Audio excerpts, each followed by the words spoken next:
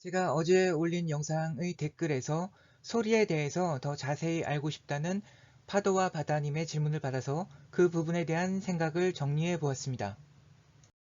소리에 대한 내용을 하기에 앞서서 먼저 인류 문명의 발전에서 소리, 언어, 글자 등이 어떤 역할을 하였는지를 살펴보겠습니다.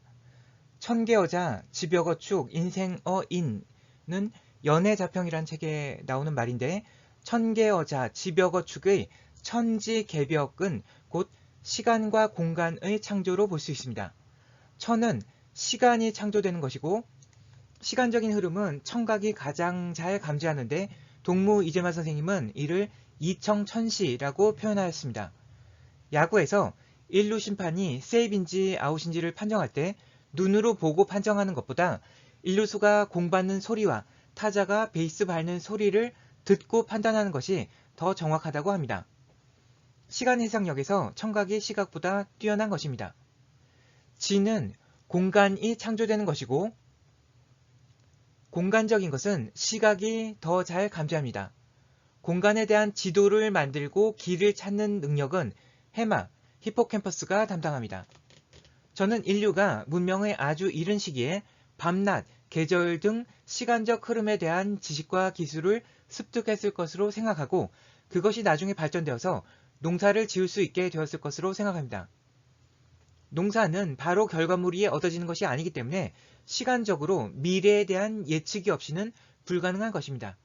그리고 그 다음에는 공간에 대한 지배 능력이 발달했을 것으로 생각되며, 결국은 인류가 아프리카로부터 나와서 아웃 오브 아프리카, 전 세계로 퍼져나가게 되었을 것입니다.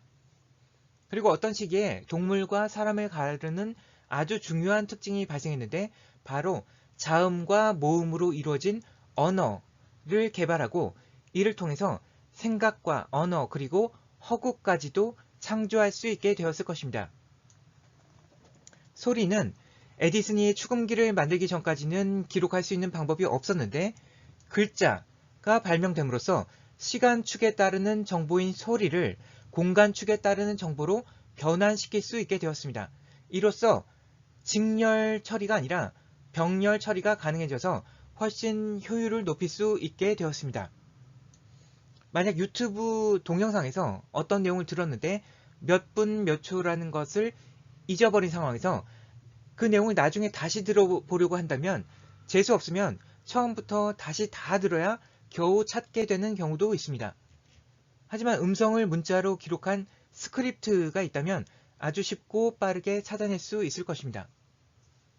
그리고 지금 우리는 제우스, 갑진의 시기에 있다고 저는 생각합니다. 인류의 기술이 발전하여 거의 천지와 대등한 위치에 있기 때문입니다. 인간이 마음을 잘못 먹어서 핵전쟁 같은 걸 일으키면 지구 전체도 파괴할 수 있을 정도의 힘을 가지게 되었습니다. 그 다음 진보는 제우스 머릿속에서 지혜의 여신인 아테나가 완전 무장한 성인의 상태로 나온 것처럼, 기술의 가장 진보된 부분에서 AI, 인공지능 분야의 발전이 있을 것으로 생각되며, 언젠가는 기계가 인간의 지능을 뛰어넘는 특이점에 도달할 것이고, 그로 인해서 기계와 인간의 공진화가 본격적으로 이루어질 것으로 예상됩니다. 이것이 수만 년에 걸친 인류 문명 발전사의 큰 그림인데, 이 모든 것들이 올해 경자년으로부터 약 10년 안에 작은 사이클 속에서 이루어질 가능성이 크다고 저는 예측합니다. 개체 발생이 계통 발생을 반복하는 것처럼, 프랙탈을 확대해도 똑같은 모양이 나타나는 것처럼 말입니다. 방금 말씀드린 것들을 지금 다 다룰 수는 없으니 일단 질문받은 소리에 대한 부분에 초점을 맞추어서 말씀드리겠습니다. 성음에서 성은 물건들이 부딪히거나 감응해서 나는 것으로서 사운드에 해당합니다. 이에 비해서 음은 마음속에서 발생해서 절도 있게 드러나는 것으로, 성만 알고 음을 모르면 동물이라고 하였습니다. 이것은 언어나 음악 등을 의미하는 것으로 생각되며, 헤겔은 음악은 보이지 않는 건축물이라고 하였습니다. 건축물을 만드는 데는 설계도가 필요한 것이고, 음악에 대한 설계도는 인간의 마음속에 존재하는 것입니다. 성음 율려라는 말이 있는데 율려는 한 옥타브를 12개의 음으로 나눈 것으로 이렇게 각 음을 내는 악기를 의미하기도 합니다. 잘 안 보이지만 여기에 어떤 길이로 관을 만들 때 어떤 음이 나는지가 적혀 있습니다. 성음과 율려는 모두 어떤 수리적인 질서에 의해서 나타나는 것으로서 이것은 예악으로도 확대됩니다. 동양에서는 율려의 12음계를 사용한 데 비하여 서양에서는 도레미파솔라시의 7음계를 쓰는데 실제로는 샵이 들어간 부분이 있기 때문에 역시 12음계의 변형된 형태로 볼 수 있습니다.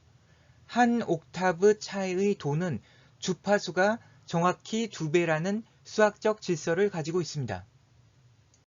시에서 운율 역시 어떤 수리적인 질서를 따른다는 것을 알 수 있습니다.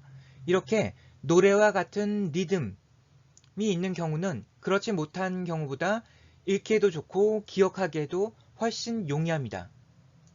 서양 음악에는 화성법과 대위법이라는 것이 있는데 동양의 음악에는 전혀 없지는 않겠지만 그런 개념들이 상당히 약한 것으로 생각됩니다.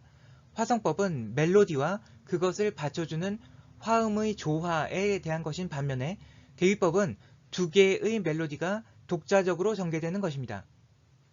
판소리의 경우에는 혼자서 부르기 때문에 멜로디가 한 개밖에 없고 고수가 북으로 반주 역할을 하기는 하지만 화음을 만드는 정도의 수준은 되지 못합니다. 그런데 최근 인기를 얻고 있는 이날치 밴드의 범 내려온다 노래를 들어보면 드럼과 베이스가 화음을 넣는 반주 역할을 하고 여자 보컬들과는 달리 남자 보컬은 노래에 들어가는 타이밍이 다르기 때문에 돌림 노래 형식의 대위법이 사용된 것으로 볼 수 있는데 그것이 엄청나게 매력적으로 들리는 것은 저만의 느낌은 아닌 것 같습니다. 이로써 동양 음악의 화성법과 대위법을 결합한 실험적 시도가 매우 성공적이었다고 생각됩니다. 오늘 말씀드린 내용들을 간략히 요약하면서 앞으로 연구가 필요한 부분들에 대해서 말씀드리겠습니다. 음악은 보이지 않는 건축물이라는 관점에서 우주의 수리적인 질서를 소리와 음악을 통해서 알 수 있는데 소강절 선생의 황극 경세서가 바로 그러한 관점에서 쓰여진 책입니다. 우리가 이 책을 다 이해하고 활용하고 있다고 생각되지 않기 때문에 앞으로 더 많은 연구가 필요할 것입니다. 예악의 측면에서 협화음과 불협화음의 기하학은 어떤 것이 예가 되는지에 대한 기준을 제공해 줄 수 있을 것으로 생각되는데 예란 곧 적절한 사회적 거리, 넘지 말아야 할 선 같은 것으로서 이를 어떻게 지키는지가 곧 윤리학이 될 것이고 저는 앞으로 그것을 이러한 관점에서 다루려고 생각 중입니다. 뇌과학의 측면에서 소리는 언어뿐 아니라 운율을 통한 기억과 학습, 장조와 단조 등이 일으키는 감정 변화 등 다양한 연구 주제가 도출될 수 있을 것이고 음악이라는 보이지 않는 건축물은 결국 마음속에서 지어진 것이기 때문에 뇌과학을 통하지 않고서는 객관적으로 접근하기가 어려울 것입니다. 문화적 측면에서 싱싱밴드, 이날치 밴드 등의 실험과 성공은 앞으로 한국적 소리를 세계화하는데 엄청난 가능성을 제시했다고 생각되고 앞으로 더 많은 다양한 시도가 필요할 것입니다. 의학적 측면에서 소리, 파장이 가지는 치료 효과가 존재할 것으로 생각되는데 저는 발생 단계에서 줄기세포에 가까울수록 진동에 더 민감하게 반응할 것으로 추측합니다. 왜냐하면 줄기세포들은 신경과 같은 어떤 연결된 커뮤니케이션 수단을 가지지 않기 때문에 싱크로나이제이션 바이 오실레이션 같은 방식으로 정보 교환을 할 가능성이 높을 것입니다. 오늘 말씀드린 내용은 충분한 시간을 두고 계획적으로 준비한 것이 아니라서 미흡한 부분이 많지만 2020년 올해가 앞으로 이러한 내용들이 본격적으로 전개되는 데 있어서의 출발선에 해당한다는 정도의 의미로 이해해 주시기 바랍니다. 들어주셔서 감사합니다.